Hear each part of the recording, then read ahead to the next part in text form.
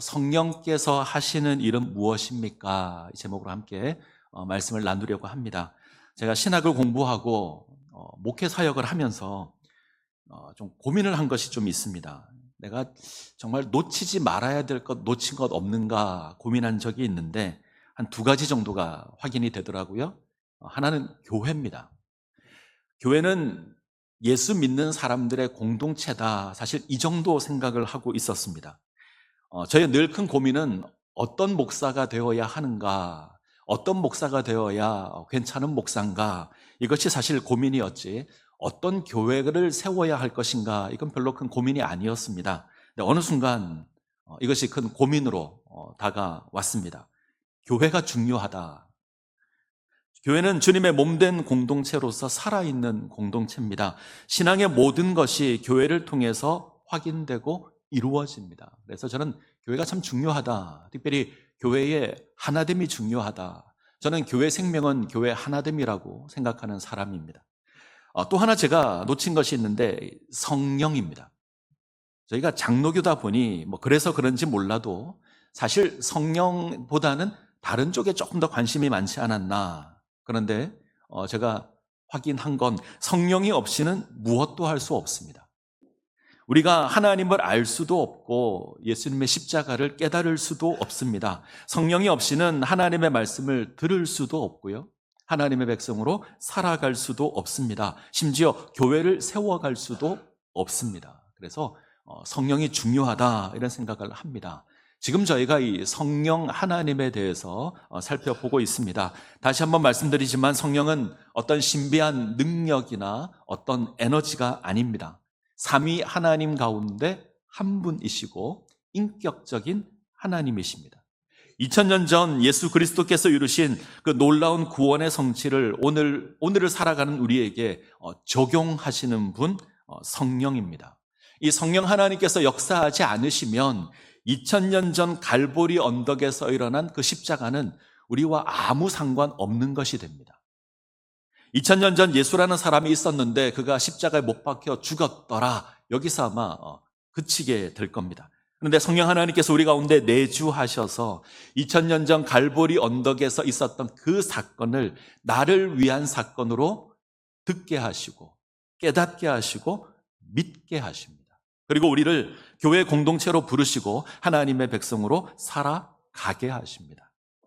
이처럼 우리에게 하나님의 구원을 적용하시고 하나님의 백성으로 살아가게 하시는 분 성령 하나님이십니다.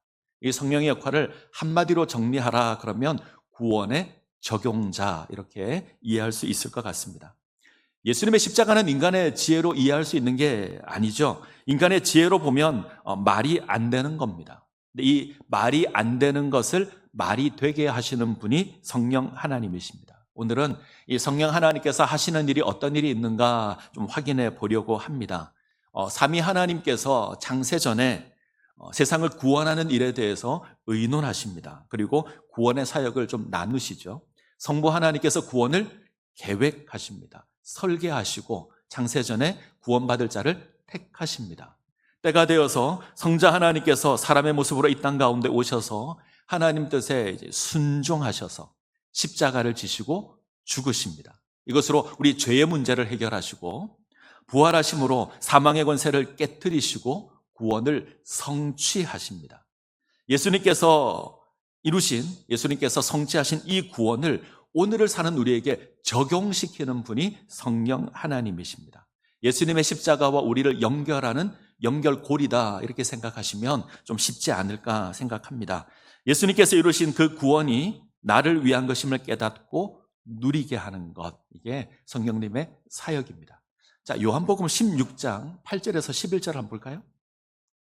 요한복음 16장 8절에서 11절 같이 읽습니다. 그가 와서 죄에 대하여 의에 대하여 심판에 대하여 세상을 책망하시리라. 죄에 대하여라 함은 그들이 나를 믿지 아니함이요 의에 대하여라 함은 내가 아버지께로 가니 너희가 다시 나를 보지 못함이요 심판에 대하여라 함은 이 세상 임금이 심판을 받았음이라. 자, 조금 어려운 말씀인데 앞에 등장하는 그가 와서 할 때 그는 성령입니다. 보혜사 성령이 이 땅 가운데 오시게 되면 어떤 일을 하시냐면 죄에 대해서 의에 대해서, 심판에 대하여 책망하실 겁니다.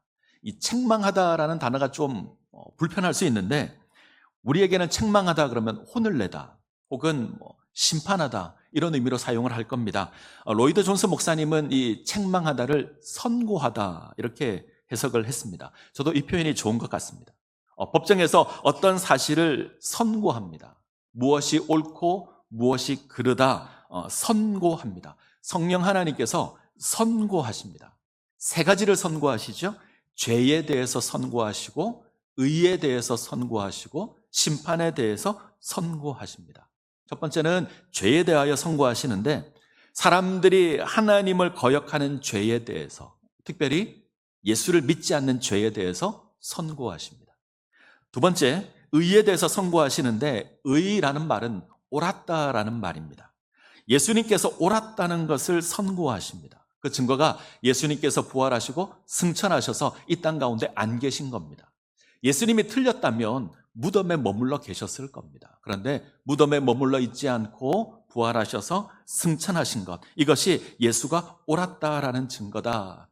예수님이 십자가를 지시고 우리 죄를 위해 죽고 부활하신 것이 우리를 구원하는 그 사건으로 옳았다. 이것을 선고합니다. 세 번째는 심판에 대해서 선고하시죠. 세상 임금이 심판을 받았다. 이 세상에 왕노릇했던 그 사탄의 권세가 깨어졌다. 죽음이라는 사탄의 무기가 깨어졌습니다. 우리 주님 부활하시는 것으로, 이것으로 사탄이 패배했다. 이걸 선고하시는 것이 성령입니다. 자, 성령 하나님께서 선고하십니다. 하나님을 거역하는 우리 죄에 대해서 선고하시고, 예수님의 십자가가 옳았다 선고하시고, 예수님의 부활과 예수님의 승천으로 사탄이 심판을 받았다 선고합니다. 이걸 한마디로 정리하면 우리가 구원을 받았다 선고하는 겁니다. 이걸 바울식으로 바꾸면 오늘 우리가 읽은 본문입니다. 자, 에베소서 1장 13절 14절 같이 한번 읽죠. 13절 14절 같이 읽습니다. 그 안에서 너희도 진리의 말씀 곧 너희의 구원의 복음을 듣고 그 안에서 또한 믿어 약속의 성령으로 인치심을 받았으니 이는 우리 기업의 보증이 되사 그 얻으신 것을 속량하시고 그의 영광을 찬송하게 하려 하심이라. 하나님의 구원을 소개합니다. 이 속에서 성령 하나님의 사역을 바울이 소개하는데 방금 읽었던 이 말씀입니다. 성령께서 하시는 일을 세 가지로 정리할 수 있습니다. 첫 번째, 듣고 믿게 하십니다. 성령 하나님께서 예수님의 복음을 듣게 하시고 믿게 하십니다. 그것을 깨닫게 하십니다. 구체적으로 무엇을 깨닫게 할까? 첫 번째, 우리가 죄인이라는 것을 깨닫게 하십니다. 사람들은 죄를 짓고 살아가는데 자신이 죄인이라는 것을 생각하지 않습니다. 너는 죄인이야, 네가 죄를 지었어 이렇게 이야기하면 기분 나빠하고 화를 냅니다. 내가 왜 죄인이냐라고 따질 겁니다. 인정하지 않죠. 저희 집에 누가 물건을 막 어질러 놨습니다. 누가 어질렀는지 물으면 아무도 답을 안 합니다. 1호가 있고 2호가 있고 3호가 있는데 아무도 답을 안 합니다. 한 번은 저희 아내가 1호, 2호, 3호 다 불러서 묻는데 범인이 없습니다. 그럼 어떻게 하죠? 저를 부릅니다. 네가 어질렀냐? 그래요. 정말 그럼 저도 아니라고 그래요. 정말 신기합니다. 사건은 있는데 범인은 없습니다. 죄를 지어서 잡혀도 순순히 죄를 지었다고 자백하는 사람은 없습니다. 나는 절대 죄를 짓지 않았다. 죄가 드러나면 그때는 이제 핑계를 대기 시작합니다. 저는 인사청문회를 하면서 내가 그 죄를 지었습니다, 잘못했다 한 번에 시인하는 사람을 본 적이 없습니다. 그때는 그것이 죄가 아니었다. 그건 관행이었다. 나는 그것이 죄인지 몰랐다. 나는 몰랐는데 우리 가족이 나도 모르는 사이에 그것을 했다. 늘 이렇게 얘기를 하죠. 그런데 성령은 우리가 죄인이라는 것을 깨닫게 하고요, 고백하게 하십니다. 우리 죄를 드러나게 하십니다. 굉장히 부끄러운 것이고 수치스러운 것인데 왜 이렇게 하냐면 우리가 죄인이라는 것을 깨달아야 구원이 필요하다는 것을 알게 됩니다. 우리가 죄인이라는 것을 깨달아야 하나님의 구원이 필요하다, 그것을 압니다. 성경은 우리가 허물과 죄로 죽었다 고백합니다. 본질상 진노의 자녀였다, 하나님의 진노의 대상이었다 이야기합니다. 이거 성령이 알게 하시는 겁니다. 우리가 죄인인 것을 깨닫고 우리가 사망에 거하는 존재라는 것을 알 때에, 그래서 심판받을 수밖에 없다는 것을 알 때에 그제서야 하나님 바라볼 수 있습니다. 아, 내게 하나님의 구원이 필요하구나. 그제서야 고백할 수 있습니다. 그래서 죄를 깨닫게 하십니다. 그리고 십자가를 깨닫게 하시죠. 예수님의 그 십자가가 나를 구원하는 사건이다. 나의 죄의 문제를 해결하는 사건이다. 깨닫게 하십니다. 우리는 허물과 죄로 죽은 존재입니다. 죽었다 이 말은요, 반응하지 않는다는 겁니다. 막 흔들어도 꼼짝하지 않는 게 죽었다는 겁니다. 그 무엇도 할 수 없는, 아무런 가능성이 없는 것이 죽음입니다. 우리에게는 생명으로 나아갈 만한 그 어떤 능력도 없습니다. 우리는 그 무엇도 할 수 없습니다. 하나님께서 오셔서 구원해 주셔야 합니다. 우리에게 주어진 죄의 문제는 하나님께서 해결하시는 겁니다. 이 일을 위하여 예수님께서 이 땅에 오셨고 나를 위해 십자가를 지셨고 죄의 문제를 해결하십니다. 그리고 부활하셔서 사망의 권세를 깨뜨리십니다. 이것이 나를 위한 하나님의 구원의 역사다 깨닫게 하는 것이 성령입니다. 자, 고린도전서 12장 3절. 고린도전서 12장 3절 같이 읽습니다. 그러므로 내가 너희에게 알리노니 하나님의 영으로 말하는 자는 누구든지 예수를 저주할 자라 하지 아니하고 또 성령으로 아니하고는 누구든지 예수를 주시라 할 수 없느니라. 성령 하나님으로 말미암아 우리가 예수를 나의 구원자로 깨닫고 고백합니다. 성령으로 말미암아 예수를 하나님의 아들이라 고백합니다. 우리가 깨닫고 알았기에 믿는 겁니다. 이건 우리 지혜가 아닙니다. 우리가 뭔가 똑똑해서 아는 게 아닙니다. 성령 하나님께서 깨닫게 하시는 겁니다. 제가 고등학교를 미션 스쿨을 다녔습니다. 제가 다닌 고등학교 이름을 아십니까? 창신고등학교.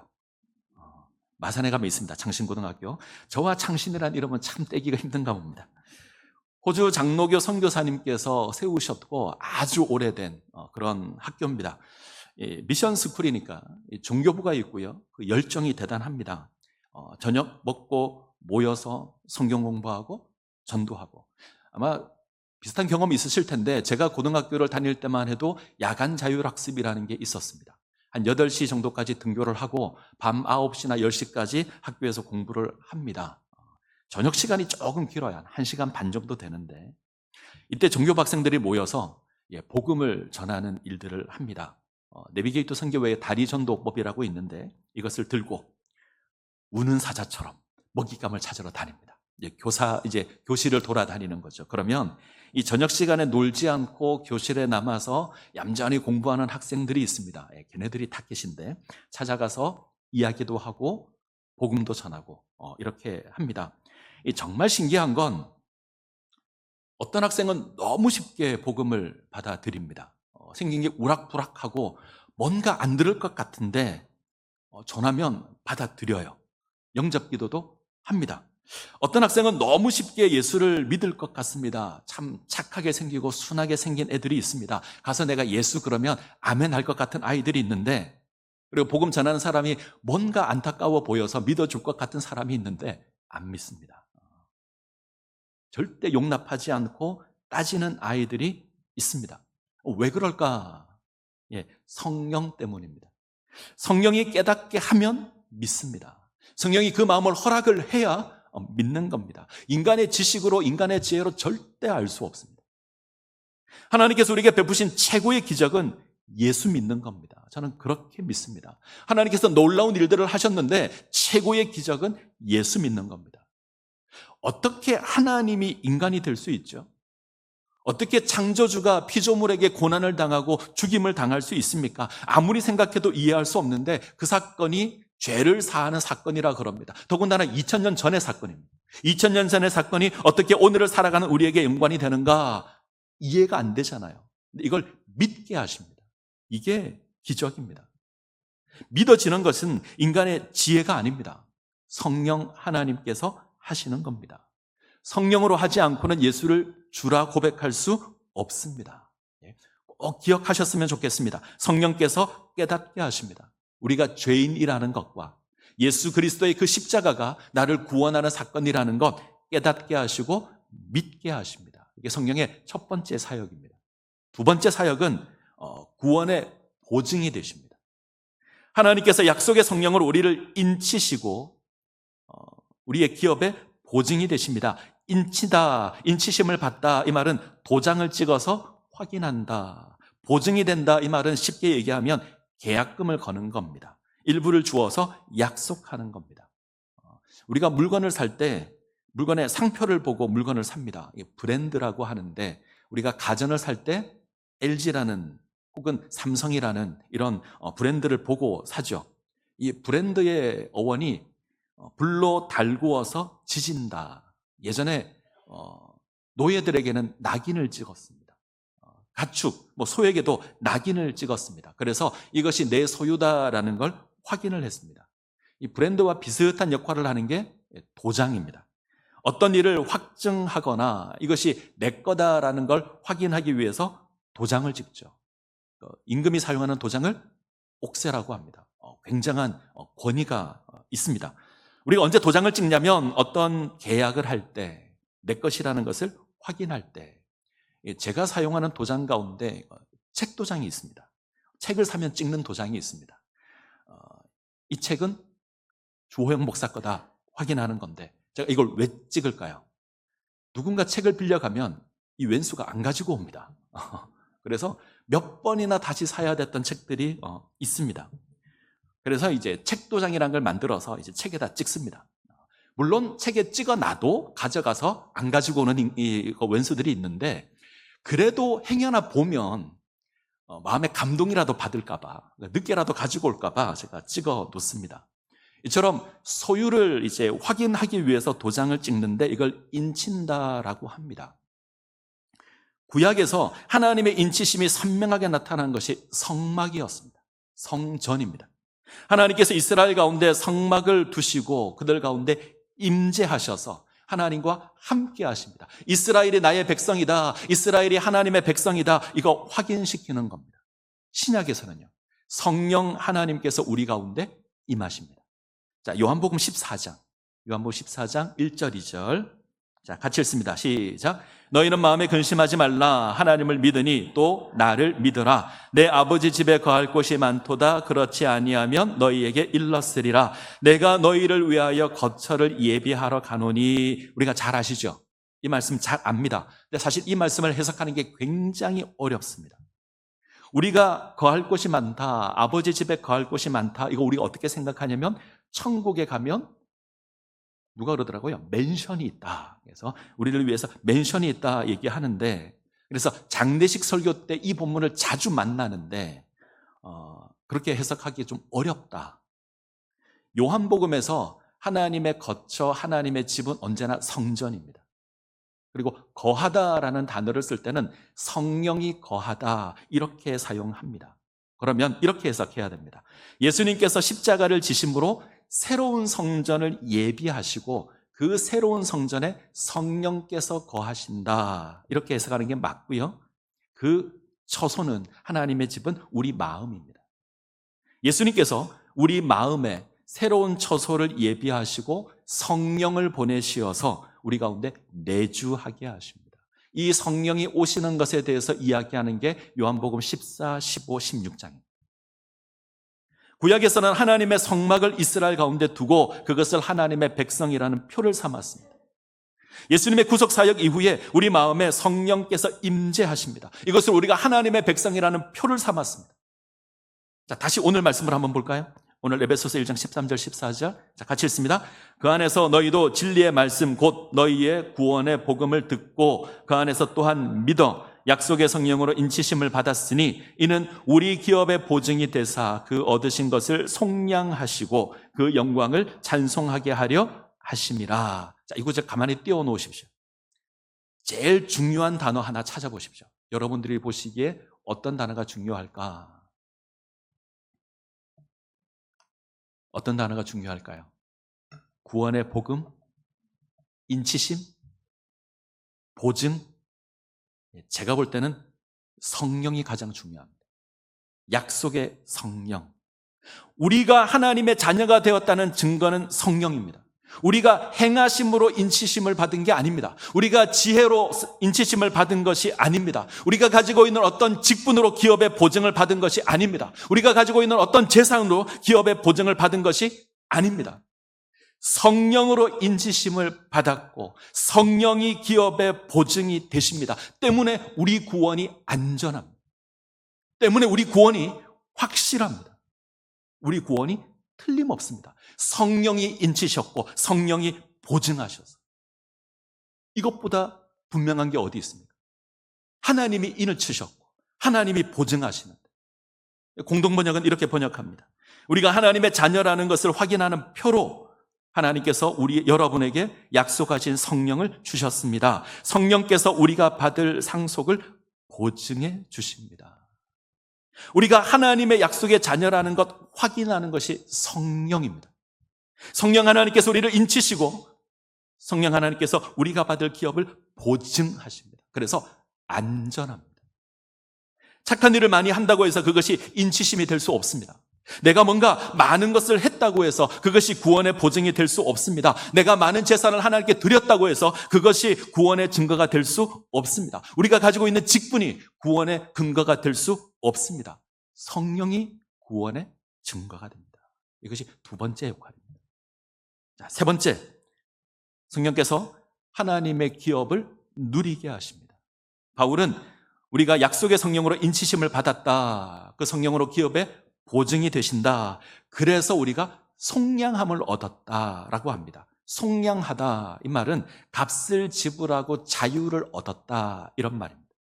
예수님께서 죄의 값을 지불하심으로 더 이상 죄와 사망에 얽매이지 않게 하셨습니다. 우리로 자유하게 하셨습니다. 이 자유함을 누리게 하시는 분이 성령입니다. 인치심으로 기업의 보증이 되신다. 이거 잘 이해하셔야 되는데, 인친다는 건 반복하죠? 도장을 찍는 겁니다. 계약서에 사인을 하는 겁니다. 그리고 보증, 일종의 계약금을 거는 거죠. 우리의 계약과 이스라엘의 계약이 좀 다릅니다. 우리는 집을 계약할 때 계약금을 겁니다. 얼마 정도 걸죠? 10% 정도 겁니다. 그리고 중간에 중도금을 내기도 하고 합니다. 자, 10% 계약금을 걸었을 때 이 집이 내 집입니까? 아닙니까? 아닙니다. 그죠? 내 집이 되기로 약속을 한 거지 내 집인 건 아닙니다. 언제 내 집이 되죠? 잔금을 치렀을 때. 그때 내 집이 됩니다. 이스라엘은요, 계약서에 도장을 딱 찍고 계약금을 걸면 그때부터 내 집입니다. 이해가 잘 안 되지만 그렇습니다. 내 집으로 행세할 수 있습니다. 완전히 내 집이 된 건 아니지만 내 집처럼 권세를 누릴 수 있습니다. 이 일에 성령이 보증이 되십니다. 성령께서 우리가 누릴 그 기업, 그것에 보증이 되신다, 이 말은 그 기업을 가질 수 있는 가능성을 허락하신다가 아닙니다. 그거 누릴 수 있게 하신다. 우리가 구원을 받았습니다. 하나님의 영생을 가지고 있습니다. 완벽한 영생은 영원한 하나님 나라에서 우리가 죽어서 천국에서 누리게 되겠지만 지금도 그 영생을 가지고 있습니다. 누릴 수 있습니다. 영생은 영원히 사는 게 아닙니다. 지옥에 가도 영원히 삽니다.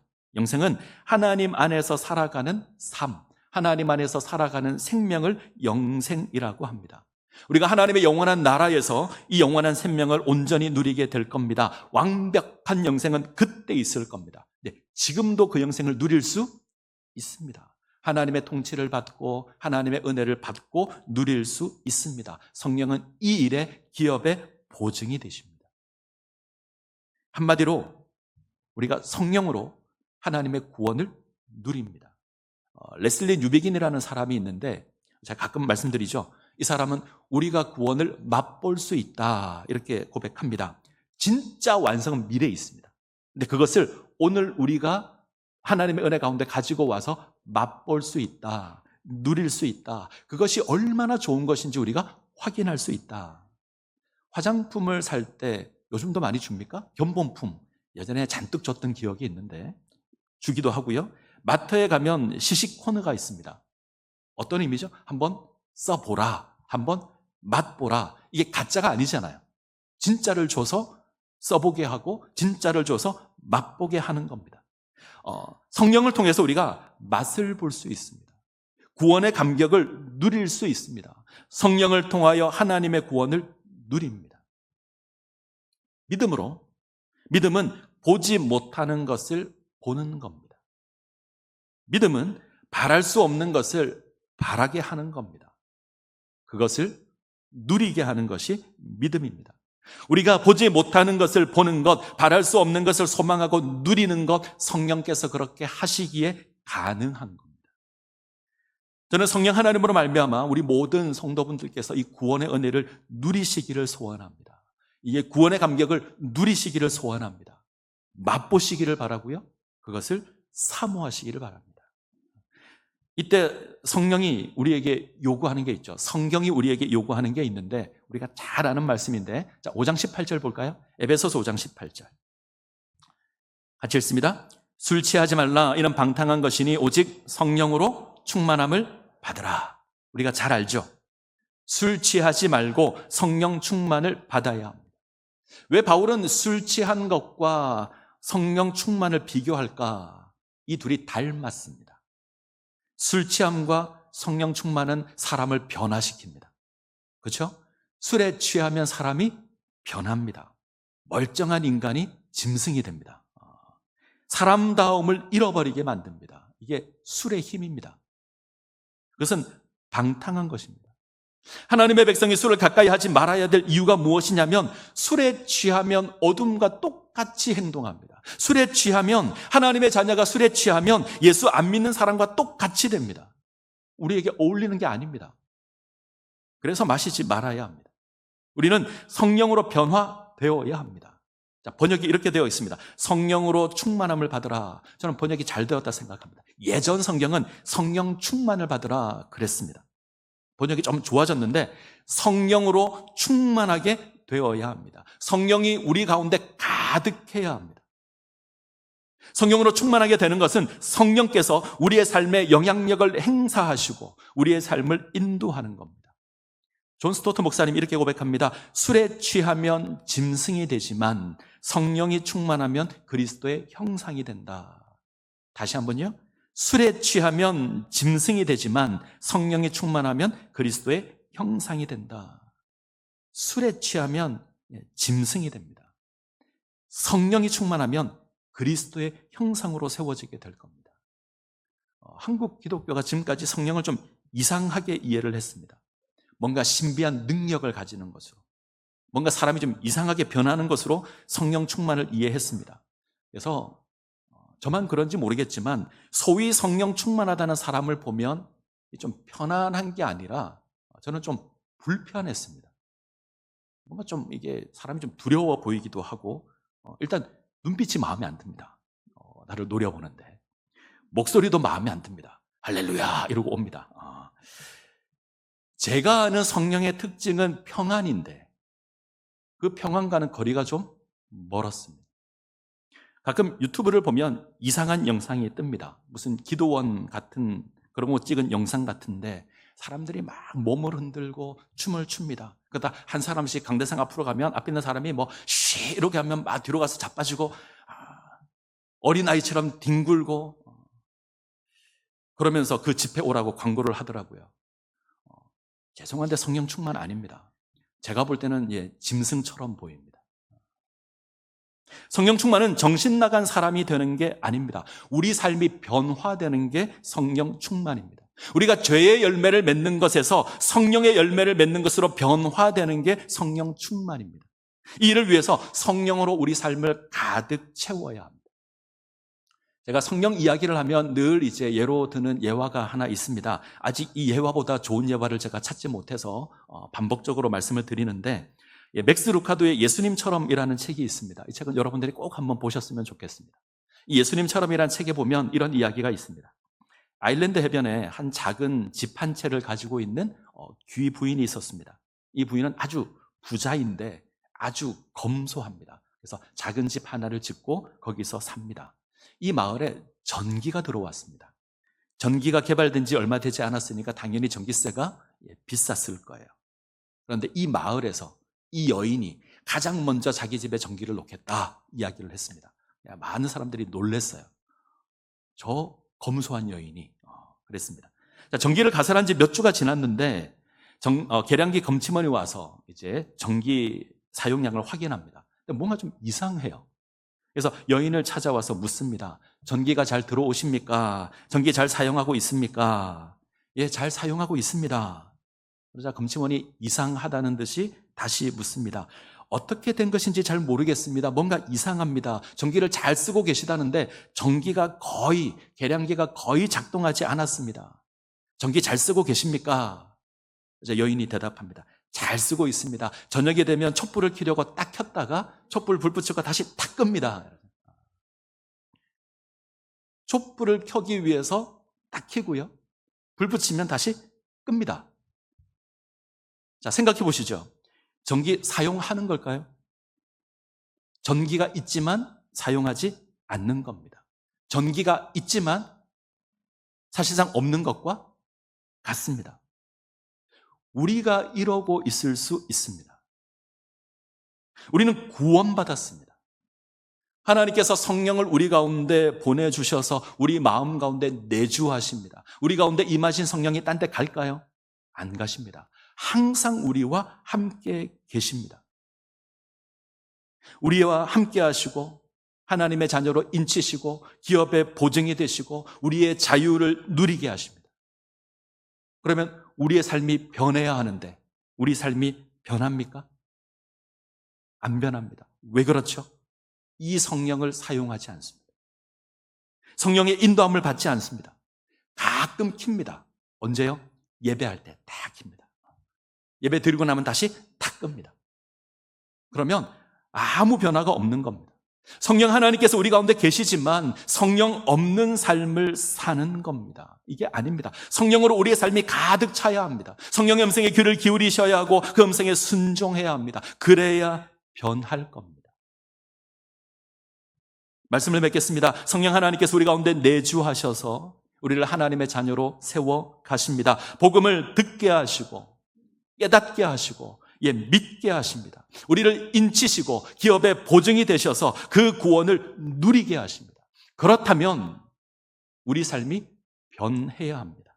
그렇다면 우리 교회 모습이 변해야 합니다. 성령의 열매가 우리 가운데 가득 맺혀야 합니다. 다른 사람들이 우리를 봤을 때 성령이 확인되셔야 합니다. 다른 사람들이 우리 교회를 봤을 때 이 성령의 열매들이 확인되셔야 합니다. 그게 맞는 겁니다. 사랑과 희락과 화평과 오래 참음과 자비와 양성과 충성과 온유와 절제가 우리 가운데 있어야 합니다. 우리 교회 가운데 이것이 있어야 합니다. 성령이 우리 가운데 계시기에 있는 게 정상입니다. 근데 우리가 잠깐 켰다가 꺼버리면 우리와 아무 상관이 없는 겁니다. 우리 창신제일교회가 성령 충만한 교회가 되기를 소원합니다. 이 성령의 열매가 가득한 교회가 되기를 간절히 소원합니다. 기도하시겠습니다.